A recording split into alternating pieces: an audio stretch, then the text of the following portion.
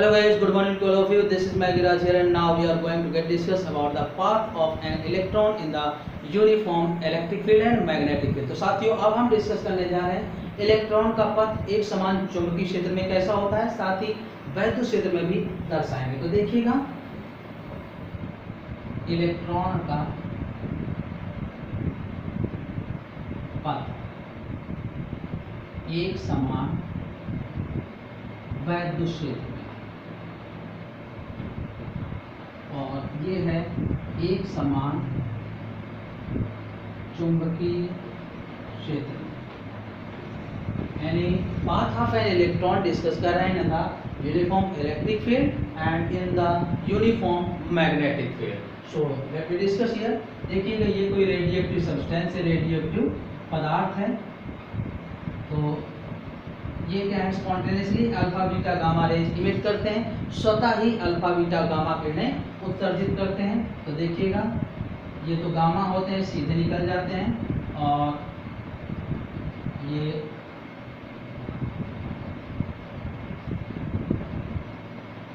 Beta particle and ये alpha particle, ठीक है ना।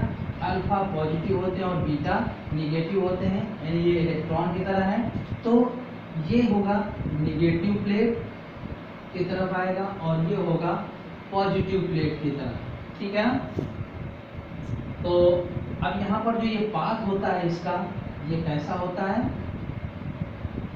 पैराबोलिक पाथ, यानी परवलयाकार पथ होता है इसका, ठीक है। ये हमने पीछे डिस्कस भी किया है। और यहाँ पर ये ऐसा आता है y इक्वल टू के एक्स स्क्वायर, यानी y equal to half a t square आया था। तो 1/2 a की जगह f/m e into capital E by m into t की जगह x अपॉन u स्क्वायर। तो ये इक्वेशन आती है यूनिफॉर्म इलेक्ट्रिक फील्ड में एक समान चुंबकीय क्षेत्र में, जो कैसा है, द्विघात समीकरण सेकंड डिग्री इक्वेशन। और सेकंड डिग्री इक्वेशन पैराबोला को फॉलो करती है, परवलय को निरूपित करती है। अब आइए देखते हैं यहाँ पर यूनिफॉर्म मैग्नेटिक फील्ड में जब हम कोई रेडियोएक्टिव सब्सटेंस रखते हैं, रेडियोएक्टिव पदार्थ, और ये स्वतः ही वैद्युत किरणें उत्सर्जित करता है। तो ये गामा पार्टिकल है और ये पॉजिटिव प्लेट, ये निगेटिव प्लेट है। तो पॉजिटिव प्लेट की तरफ निगेटिव पार्टिकल,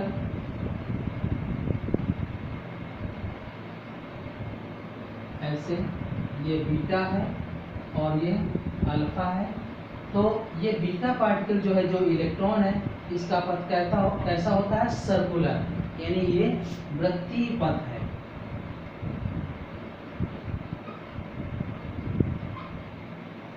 और इस सर्कुलर पाथ की रेडियस होती है mv/qb, जो अभी आगे हम सॉल्व भी करेंगे। तो ये होता है। तो ध्यान दीजिएगा कि इलेक्ट्रॉन का पथ यूनिफॉर्म इलेक्ट्रिक फील्ड में पैराबोलिक अर्थात परवलयाकार होता है। इक्वेशन इसकी 1/2 small e capital E upon m capital x square upon u square, यानी y इक्वल टू के एक्स स्क्वायर के फॉर्म में है, द्विघात समीकरण अर्थात क्वाड्रेटिक फॉर्म में है। और any quadratic equation follows the parabola, अर्थात कोई भी द्विघात समीकरण परवलय को निरूपित करता है। तो ये होगा जब कोई रेडियोएक्टिव पथ, तब तो एक समान चुंबकीय क्षेत्र में रखा हो, तो इसका पथ वृत्ताकार होता है और इस वृत्ताकार पथ की त्रिज्या ये r इक्वल टू mv/qb होती है। When any radioactive substance placed in the uniform magnetic field, this cross symbol represents the uniform magnetic field, then the path of an electron will be circular and the radius of this circular path will be r equals to mv/qb. Okay, and now let me discuss the force on magnetic force on current carrying conductor, यानी धारावाही चालक तार पर बल, धारावाही चालक तार पर बल, force on current carrying conductor.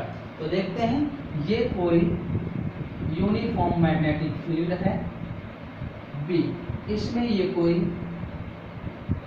L length का कंडक्टर रखा है जिसमें आई एम्पियर की करंट फ्लो हो रही है और यूनिफॉर्म मैग्नेटिक फील्ड से थीटा एंगल पर रखा है। तो इस पर फोर्स की वैल्यू जो होती है आई बी एल साइन थीटा, ठीक है ना, या एफ मैक्स हो जाएगा आई बी एल, थीटा की वैल्यू 90 होगी, और एफ मिनिमम हो जाएगा 0 जब थीटा की वैल्यू 0 डिग्री, ठीक है। तो ये फोर्स है, force on current carrying conductor, यानी धारावाही चालक तार पर बल, ठीक है ना। अब जैसे मान लेते हैं कि कोई ये कंडक्टिंग वायर है जिसकी लेंथ इक्वल टू 0.2 मीटर, इस तरीके से किसी फ्री एंड से हैंग कर रहा है और इसका वेट यानी m जो है 500 ग्राम है, तो 500 g हो जाएगा वेट, ठीक है ना। तो कितना करंट है इसमें ये कैलकुलेट करना है, और जबकि यूनिफॉर्म मैग्नेटिक फील्ड की वैल्यू जो है B इक्वल टू 0.5 टेस्ला, ठीक है ना। तो देखिएगा मैक्सिमम फोर्स जो होगा F equal to I B L, और ये किससे बैलेंस है mg से, so I B L equal to mg, और हमें कैलकुलेट करना है करंट की वैल्यू, तो mg अपॉन बी एल, यानी m है 0.500, देखिएगा ये 500 ग्राम था तो 5g, ठीक है ना, अपॉन b है 0.5 टेस्ला, और l की वैल्यू है 0.2 मीटर, तो ये कैंसिल हो जाएगा, 10 अपॉन 0.2 यानी 50 एम्पीयर। इस तरीके से हम इसको सॉल्व कर सकते हैं। तो ये करंट कैरिंग कंडक्टर यानी धारावाही चालक पर बल का सूत्र था, फोर्स था, ठीक है ना, और इसकी हेल्प से हम ऐसे कोई भी क्वेश्चन को सॉल्व कर सकते हैं। अब आते हैं पाथ ऑफ एन इलेक्ट्रॉन। अब इसकी वैल्यू ये कैसे आती है in uniform magnetic field, in uniform magnetic field, एक समान चुंबकीय क्षेत्र में इलेक्ट्रॉन का पथ। तो देखिएगा हमने यही डिस्कस किया है कि जब ये पार्टिकल यूनिफॉर्म मैग्नेटिक फील्ड में इंटर करता है तो इसका पथ कैसा होता है, सर्कुलर, वृत्ताकार होता है। तो यहाँ पर जो मैक्सिमम फोर्स है वो, यानी ये कह सकते हैं कि सेंटीपिटल फोर्स जो है मैग्नेटिक फोर्स से बैलेंस होगा, ध्यान रखिएगा, और ये होता है mv²/r, और ये होता है qvb। तो mv equal to r qb या r equal to mv upon qb, ये आ जाएगी रेडियस। अब एक पूरा राउंड में टाइम कितना लगेगा, t equal to 2πr upon b, यानी 2 अपॉन b, और r की वैल्यू mv अपॉन qb, तो ये हो जाएगा 2πm अपॉन qb, या फ्रीक्वेंसी क्या हो जाएगी न्यू इक्वल टू 1/t, यानी qb अपॉन 2πm, ये आ जाएगा, ठीक है ना। तो ध्यान दीजिएगा ये होगा। और अगर हम देखें पिच कितनी होती है, तो जब पार्टिकल यूनिफॉर्म मैग्नेटिक फील्ड में ऐसे चलता है तो ये था B, और ये इस डायरेक्शन में B पैरेलल था B cos थीटा, तो पिच होती है ये, ठीक है ना।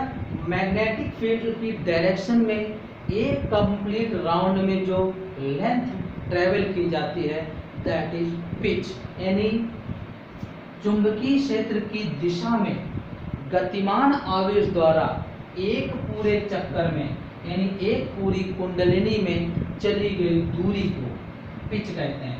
तो ये दूरी बराबर 4 इंटू समय, ये आ जाएगा।